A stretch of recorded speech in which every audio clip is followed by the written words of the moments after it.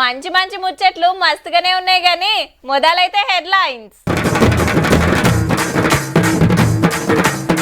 ఉపరాష్ట్రపతి అభ్యర్థిగా సుదర్శన్ రెడ్డి సారు, మన పార్టీలు ఓటేయాలన్న సీఎం సారు. రోడ్డు మీదకి మార్వాడి గో బ్యాక్ ఉద్యమం, మన కల్చర్ కూడా చేస్తున్నట ఆగమాగం.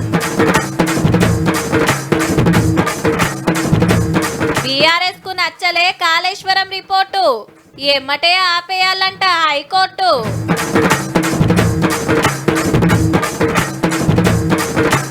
స్తంభాలకున్న కేబుల్స్ కటింగ్, ఇవి చేవట్కేనట కరెంటు షాక్.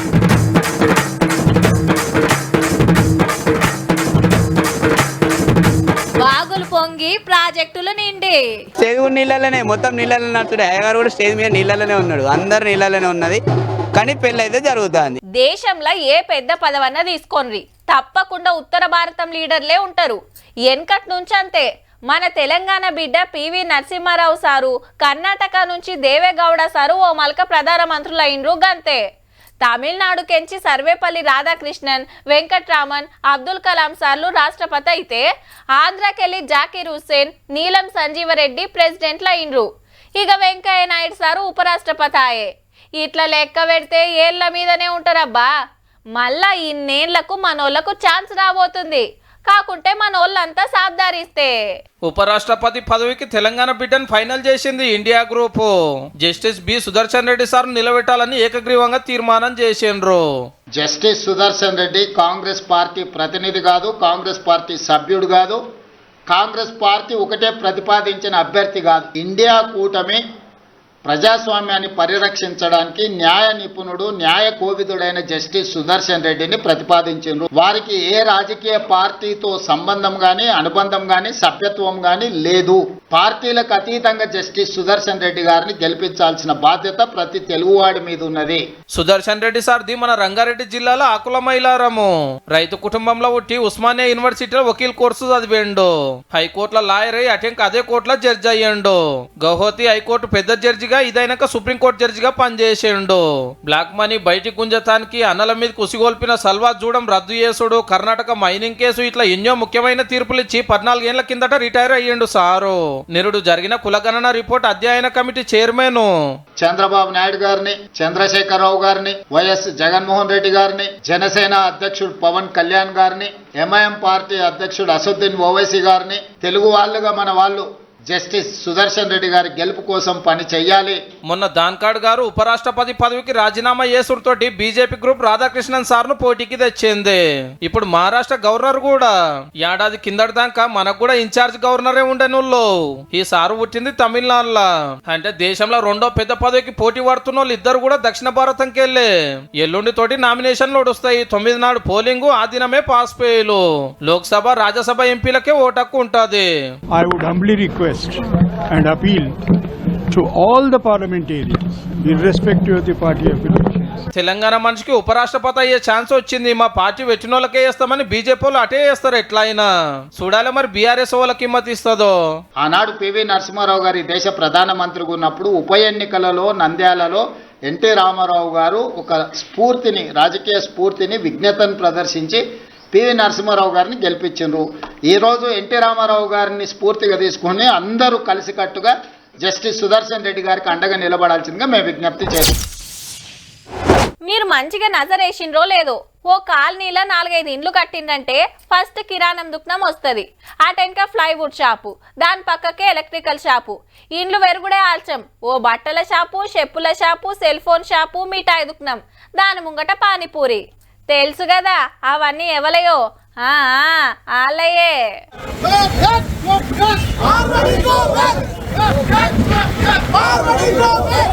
ఆరంకెళ్ళి సోషల్ మీడియాలో, టీవీలో నడిచిన మార్వాడి గో బ్యాక్ ఉద్యమం ఇలా రోడ్ల మీదకి వచ్చింది. హైదరాబాద్ ఎల్బీ నగర్ లో 3 కిలోమీటర్లు ర్యాలీ తీసిండ్రు లోకల్ దుకాణాలు, సకల కులాల సంఘాలు. ఈ రోజు ఉన్నటువంటి సన్నకాలు విధ్వంసం ఉంది, నేతన్నలు విధ్వంసం ఉంది, ఫార్మా వాళ్ళ చేతుల్లో ఉంది, దాల్ మిల్ వాళ్ళే ఉంది, ఆయిల్ మిల్ వాళ్ళే ఉంది, శానిటరీ వాళ్ళే ఉంది, ప్లైవుడ్ వనకానే ఉంది, పెయింట్స్ అనగానే ఉన్నాయి, మార్బుల్స్ అనగానే అన్ని వ్యవస్థలు మొత్తం నీ కాడ కేంద్రీకృతమైంది. 2 నెంబర్ మాల అమ్ముతాండ్రు, అగ్వసగ్వ కంటగడతాండ్రు, లోకల్లోకి పని లేకుండా చేస్తుండ్రు అనేది మనోళ్ళ మాట. మార్వాడి సంబంధించిన టింబర్లు, హార్డ్వేర్లు మొత్తం అన్ని విషయాలు మొత్తం మీద వేలాది కోట్ల రూపాయలు సంపాదించుకొని వాళ్ళు దారాదత్తం చేసుకొని గుజరాత్ లో మార్వాడి ఆస్తులు ఉంటున్నారు. ఇవాళ ఈ హైదరాబాద్ మెయిన్ రోడ్ లో మొత్తం ఆస్తులను కొనేస్తున్నారు. వాస్తవానికి ఇవాళ మేము కూలీలుగా బతా ఉన్నాం. అట్లనే ప్రెస్ క్లబ్ లో మేధావులు, ప్రజా సంఘాలు మీటింగ్ పెట్టి తెలంగాణ వ్యాపారులకే హిమ్మతి ఇవ్వాలని ఆవాజ్ ఇచ్చిండ్రు. తెలంగాణ వ్యాపారస్తులు వాళ్ళతో పోటీ పడలేదు. ఇది నాకు గుజరాత్ మిత్రుడు చెప్పిండు, మేము వ్యాపారాన్ని యుద్ధంలాగా చేస్తాం, యుద్ధంలో గెలవడం కోసం ఎన్ని చిట్కాలు పాటించాలో అన్ని పాటిస్తామని చెప్తున్నారు. మాల్ మసాలాలే కాదు, బతుకమ్మ పండుగలకు దాండియా తెచ్చిండ్రు, మన పండుగలను పబ్బాలను కల్తీ చేస్తుండ్రు అని గరమైండ్రు మార్వాడీల మీద. వాళ్ళు ఇచ్చే నోట్లు కావాలన్నా మనోళ్ళ ఓట్లు కావాలన్నా తేల్చుకోరని డిమాండ్ చేసిండ్రు పార్టీలను. తెలంగాణకు సంబంధించిన రాజకీయ పార్టీలు కూడా వాళ్లకు వాళ్ళ ఫండ్ వస్తుంది కాబట్టి వాళ్ళకు వత్తాసులు పలుకుతున్నారు. ఇక శుక్రవారం నాడు తెలంగాణ బంద్ కు ఆవాజ్ ఇచ్చింది ఓయూజేఏసీ. మోండా మార్కెట్ లో దళితుడిని కొట్టిండ్రు, మనోళ్ళ దందాలను నాగం చేస్తుండ్రు. గా దినం అందరం బంద్ పార్టీయాలని కోరిండ్రు విద్యార్థి సంఘాల లీడర్లు. బతుకచ్చీను అని విను బడా సేటు అయితివిరా, బడా సేటు అయితివిరా, వ్యాపారంలోన నువ్వు జీరో దంద ఎత్తివిరా, జీరో దంద ఎత్తివిరా. శ్రీశైలం డ్యామ్ గేట్లు గన్నెత్తిండ్రు, నాగార్జున సాగర్ ప్రాజెక్టు గేట్లు గిన్నెత్తిండ్రు, జూరాల కాడ కృష్ణమ్మ దుంకులాడుతాంది, కడెం ప్రాజెక్టు కాడ గట్లుంది, స్వర్ణ ప్రాజెక్టు దగ్గర గిట్లుంది, మిడ్మానేర్లకు నీళ్ళు వచ్చినాయి అనే వార్తలు చూస్తున్నాం ఇప్పుడు. ఇవన్నీ కూడా వెనకట ఎన్నడో గట్టినాయి, ఇప్పటికిన బంద వస్తున్నాయి. కానీ మన కండ్ల ముంగట 1,00,000 కోట్లతో కట్టిన కాళేశ్వరం ప్రాజెక్టు గేట్లు ఎప్పుడు ఎత్తిపెట్టే ఉండబట్టే. వరద ఆపితే ప్రాజెక్టుకే డేంజర్ అట. మరి కాళేశ్వరం రిపోర్ట్ మీద కొత్త కథ షురూ చేసిండ్రు కారోళ్ళు. రిపోర్ట్ ఆపేయాలి, సర్కారుకు కావాల్సినట్టు తయారు చేసిండ్రని కేసీఆర్ సారు, హరీష్ రావు సారు హైకోర్టుకు పోయిండ్రు సీదా. ప్రాజెక్టు కట్టినప్పుడు ఒకరు సీఎం, ఒకరు ప్రాజెక్టుల మంత్రి. మరి ఇద్దరిని సుత పిలిచి ఎంక్వైరీ చేసినాకనే రిపోర్టు తయారైంది. 15 నెలలు 119 మందితో మాట్లాడి అందరికాంచి వివరాలు తీసుకొని commission chairman Ghosh sir report తయారు చేసి సర్కార్ వాళ్ళకి ఇస్తే క్యాబినెట్ ఓకే చేసింది. డిజైన్లు మార్చుడు, జాగాలు మార్చుడు అంతా పెద్దసారి చెప్తూనే చేసిండ్రని రిపోర్టులు ఉంది. ఖర్చు పెంచి ఆత్రమాత్రం కట్టించినందుకే గింత పని అయిందట.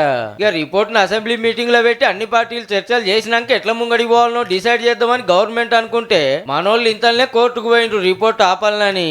కానీ మేడిగడ్డ పిల్లర్లు దసికింది, అన్నారంలో బుంగలు పడ్డాయి, సుందిల్ల డేంజర్లు ఉన్నదైతే కండ్ల ముంగట అవుపడుతుంది. ఇప్పుడు కాళేశ్వరం తోటి సంబంధం లేకుంటే వెనకట ఎన్నడో కట్టిన ఎస్ఆర్ఎస్పీ ఎల్లంపల్లి ప్రాజెక్టుల నుంచి కిందికి నీళ్లు వస్తున్నాయి. మరి ఆ కోర్టులు ఏమవుతుందో చూడాలి.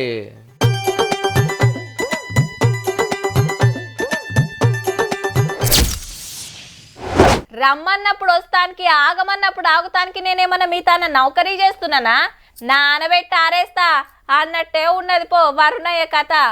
అయ్యో రాకపాయే అంత అనలాడుతుంటే సుత గట్లనే రంది పడతారు అని అలకగా తీసుకున్నాడు. ఇక ఇప్పుడు జర గెరువియవయ్యా అంటే టాప్ గేరేస్తున్నాడు. ముంచుతానికి మునుం పెట్టి దంచుకుంటూ పోతున్నాడు జిల్లాల పొంట. చూద్దాం పారి మరి ఏడేడు ఎట్లెట్లున్నదో.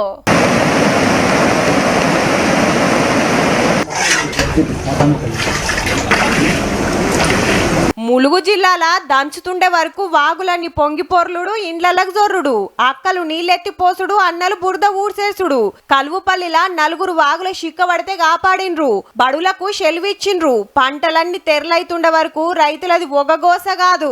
ఇప్పటికి 3 సార్లు వరదలు వచ్చినాయి, 3 సార్లు మేటలు పోసి పొలాలు నాట్లు కొట్టకపోవడం జరిగింది, మళ్ళీ నాట్లు పెట్టడం జరిగింది. ఆదిలాబాద్, నిజామాబాద్, సంగారెడ్డిల సుత మునిగినాయి పంటలు. కాళేశ్వరం కాడ గోదావరి, ప్రాణహిత, బాసరల గోదారమ్మ గీతీర్ల ఉరుకులాడుతుంటే పెన్గంగా గిట్ల రువ్వడి చూపిస్తుంది. నిజాం సాగర్ నిండుకుండైంది, కౌలాస్నాల కలకలలాడుతుంది. శ్రీరామ్ సాగర్ కు వరద నూక్కొస్తనే ఉన్నది. మంత్రి జూపల్లి సార్ పోయి పరిశీతరుచుకున్నాడు. కడెం ప్రాజెక్టు నిండింది, సదర్మ టానకట్ట అలుగు దుంకుతుంది. ఇక కృష్ణమ్మ శ్రీశైలం ప్రాజెక్టు కాడ ఇట్లా, సాగర్ కాడ ఇట్లా దుంకులాడుతుంది. పబ్లిక్ అంతా పైలంగా ఉండాలని చెప్తున్నారు ఆఫీసర్లు. ఫార్మర్స్ కూడా జాగ్రత్తగా పని చేయాలి, ఫిషర్మెన్ కూడా చెరువు దగ్గర ఇప్పుడు అవాయిడ్ చేయాలి. ఎల్లంపల్లి ప్రాజెక్టు 35 గేట్లెత్తి నీళ్లు కిందికిడుస్తున్నారు.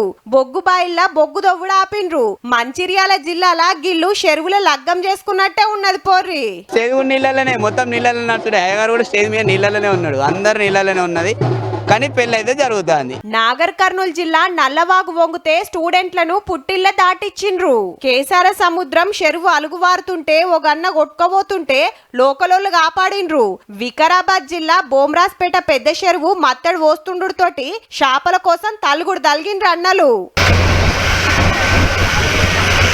సంగారెడ్డి జిల్లా సింగూరు ఎడమ కాలువ దగ్గర వరకు పంటలన్నీ మునిగినాయి.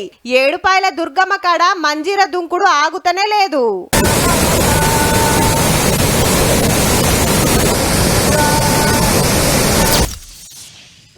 తలాపున సముద్రం ఉండి శాప దూపకెచ్చినట్టుందబ్బా. మరి లేకుంటే ఏంది? యూరియా తయారయ్యేది మన తెలంగాణలా, కానీ మన రైతులకే దొరకది. రామగుండం ఎరువుల కంపెనీలు తయారు చేస్తున్న యూరియా అంతా ఎటు పోతున్నట్టు, ఏమైతున్నట్టు? అదేమో సెంటర్ వాళ్ళు హ్యాండ్ ఓవర్లు ఉండే, గందుకే గీ జంగు.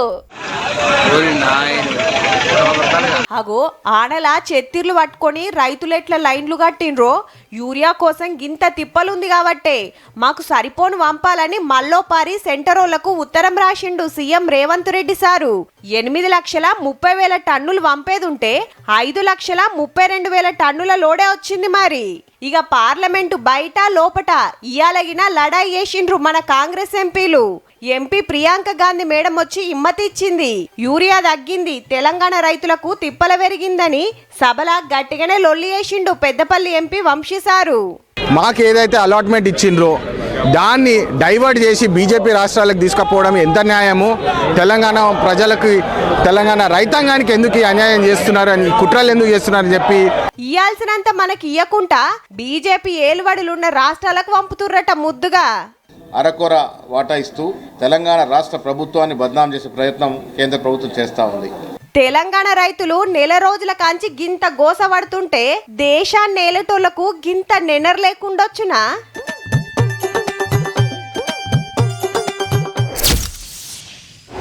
లెక్కకైతే కరెంటు తంబాలు లైన్ మెన్లే ఎక్కాలి, కానీ ఏరేటోళ్ళకు సుత ఆశ్రమే పడుతుందో.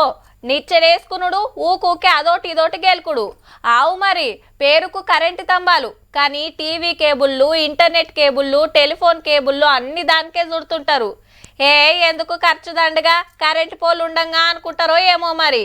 ఇక గల్లీలకి ఏదైనా పెద్ద బండి వచ్చిందంటే వెనకేమటి ఓ పొడుగాటి కట్టు ఉండాల్సిందే. గిన్ని తిప్పలున్నాయి కాబట్టి గీ కార్యం పెట్టుకున్నారు. ఇక తంబాలెక్కుడు, వైర్లు కట్ చేసుడు జోరుగా నడుస్తుంది సిటీలా. కొన్ని ఇంటర్నెట్ కేబుల్స్, కొన్ని టీవీ ఛానళ్ల కేబుల్స్ ఏ విడిచి పెడతలేరు. కటింగ్ ప్లేయర్ వట్టుడే, కటింగ్ చేసుడే. పర్మిషన్ గిర్మిషన్ లేకుండానే పెట్టిండ్రు. సర్కారోళ్ళు వాచిన కరెంటు తంబాలకు ప్రైవేటోళ్ళు వైర్లు చుట్టి వాడుకుంటున్నారు ముద్దుగా. ఎప్పటికంచెలో ఇదే కథ. మొన్న రాత్రి రమంతపురంలో కృష్ణుని రథానికి కరెంట్ తీగలు దాకి 6 ప్రాణాలు పోతానికి ఇవే కారణమట. మరి ఇదంతా కారణం ఏంటంటే ఈ కోళ్ళకున్న ఇంటర్నెట్ వైర్లు ఏదైతుందో కుప్పలు ఉన్నాయి, కానీ ఇప్పటివరకు ఇంత జరిగింది. ఇంత ఇన్సిడెంట్ 5 ప్రాణాలు పోయినాయి. మళ్ళొక ఘోరం జరగద్దానికి ఈ కార్యం పెట్టుకున్నది సర్కారు. కరెంటు పోల్ల మీద ఉన్న కేబుల్ వైర్లు ఎమ్మటే తీసేయుండ్రని చిన్న సీఎం బట్టిసార్ ఆర్డర్ వేసుడుతోటి పట్నం అంతా పని నడుస్తున్నది. ఇక మీరే ఉడవిక్కోరని ఆపరేటర్లకు చెప్తే లాపరో చేసిండ్రట. మరి ఇంత పనికున్నారని ఆఫీసర్లే కటింగ్ పిల్లలు పట్టిండ్రు. ఇక వచ్చేది గణేష్ పండుగ, పెద్ద పెద్ద విగ్రహాలు తెస్తుంటారు, నిమజ్జనం శోభయాత్ర తీస్తారు. ఎవ్వరికి తిప్పలు కావద్దని స్వచ్ఛ కేబుల్స్ ప్రోగ్రామ్ పెట్టుకురు అన్నట్టు. తక్కువ ఉంటాయి మరి సిబ్బి తీగల లెక్కనే ఎట్లా ఆలాడుతుంటాయి. ఏది ఏ వైరోగునే తెలియదు. ఒక అల్ల తెగిపోతే అట్లనే ఏలాడుతుంది, కానీ ఎమ్మటే వచ్చి అతుకుడు ఉండదు. ఆడాడ టీవీలు ఇంటర్నెట్ బంద్ అవుతుందేమో గానీ కరెంట్ స్తంభాలు అయితే సాప్ అవుతున్నట్టే.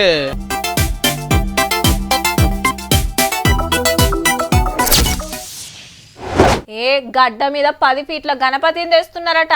మన వినాయకుడు ఇంకో 2 ఫీట్లు ఎక్కువనే ఉండాలి. ఎప్పట్లెక్క కాదు, ఈ కిత్తకు మండపం సెట్టింగ్ అద్దిరిపోవాలి. 10 రూపాయలు ఎక్కువ ఖర్చు అయినా మంచిదే. లైట్ సెట్టింగ్ పెట్టినామంటే ఊరవతలికి పోయినా మన మండపమే కనబడాలి, అట్లుండాలి. మళ్ళా గిట్లనే ప్లాన్లు చేస్తుండొచ్చు అంతటా. పండుగ దగ్గరకు వచ్చింది. మరి సిటీలో ఎన్ని గణపతులు పెట్టే ఛాన్స్ ఉంది? మండపాల పర్మిషన్ ఏంది? సెక్యూరిటీ కథ ఏంది? నిమజ్జనం ఎట్లా చేయాలి? ఏం సౌలతులు కావాలనే మీటింగ్ నడిచింది. 2 లక్షల మట్టి గణపతులు మంచుతారట ఈ కిత్తకు. ఆ నెలకు ఖరాబైన రోడ్లు జెప్పున్నే రిపేర్లు చేస్తామన్నాడు మంత్రి పొన్నం సారు. ఏ శాఖ తరఫునైనా ఏదైనా పొరపాట్లు జరిగితే ఆ శాఖకు సంబంధించిన బాధ్యత గల అధికారి బాధ్యుడైతాడు. నిమజ్జనం కోసం హుస్సేన్ సాగర్లనే కాదు సిటీ అంతా ఇంకో 20 చెరువులు, 20 టెంపరరీ కుంటలు, చిన్న ఇగ్రాలు వేస్తానికి 27 కొలనులు తయారు చేస్తారట. తొవ్వపొంట 56,000 లైట్లు, చెత్త సాఫ్ చేస్తానికి 14,000 మంది సఫాయోళ్ళు డ్యూటీలుంటారు. పండుగ కోసం 51 కోట్లతోటి సౌలతులు చేస్తుంది సర్కారు. Providing around 403 cranes, 134 static and 269 mobile. Cranes all are major cranes పెడతాం, మేజర్ లేక్స్ లో పెట్టడం జరుగుతుంది. గణపతులు తెస్తుంటే ఆడాడ కరెంటు తీగలు దాకి పానాలు పోతున్నాయి కదా. కట్టెతోటి లైన్ జరిపేటప్పుడు చేతులు పచ్చిగుండొద్దు, రబ్బర్ చెప్పులు దొడుక్కోవాలని జాగ్రత్తలు చెప్పిండ్రు కరెంటోళ్ళు. ఎలక్ట్రికల్ వైర్ ముట్టడమే డేంజర్ కాదు, దాని చుట్టూ ఒక ఎలక్ట్రికల్ ఫీల్డ్ ఉంటది. So minimum 2 to 5 feet distance పెడితే మనం సేఫ్ ఉంటాము. ఆరమైతే పండుగే. ఆల్రెడీ మండపాలేసుడు, ఇగ్రాలు తీసుకుపోవుడు జోరుగా నడుస్తూనే ఉంది. మీరుగిన మీ గల్లీల పనులు చాలు చేయండి మళ్ళా.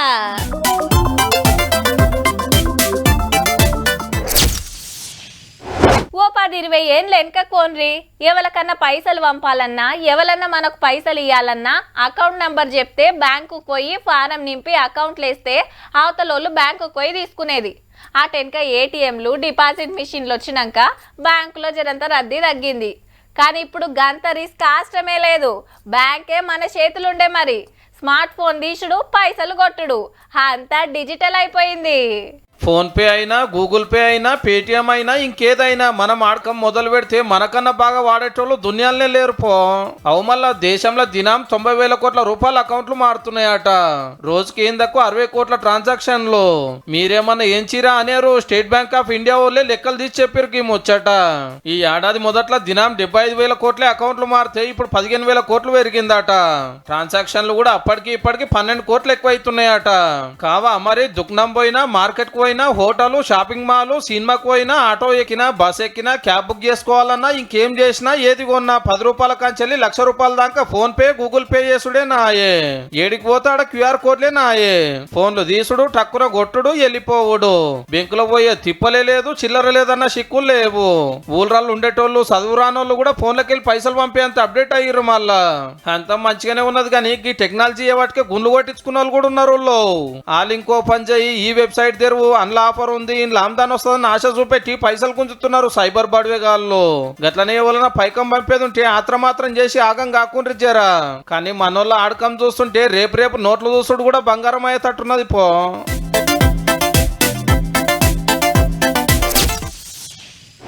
మన తానజేరంత నయమే గాని మీది బాజుకైతే ఆగమాగం ఉందబ్బా.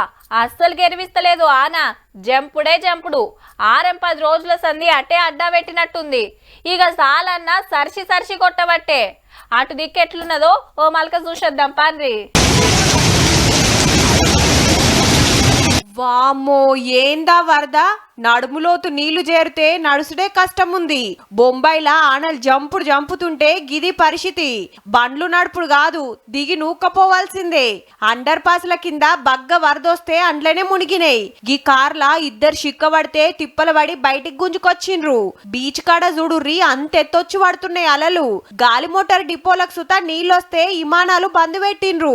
రైల్ స్టేషన్ల కాడ చెరువుల పట్టాలు వరిసినట్టే ఉన్నది. ఆల్చంగా నడుస్తున్నాయి రైళ్లు.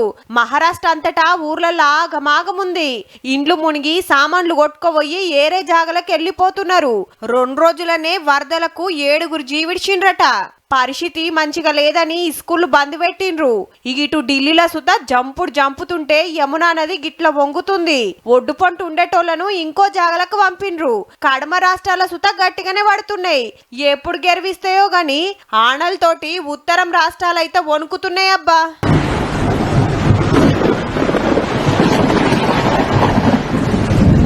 చూసిండ్రు కదా. ఇక ఇయాల్టి తీన్మార్ వార్తలు ఉంటాం. మళ్ళా నమస్తే.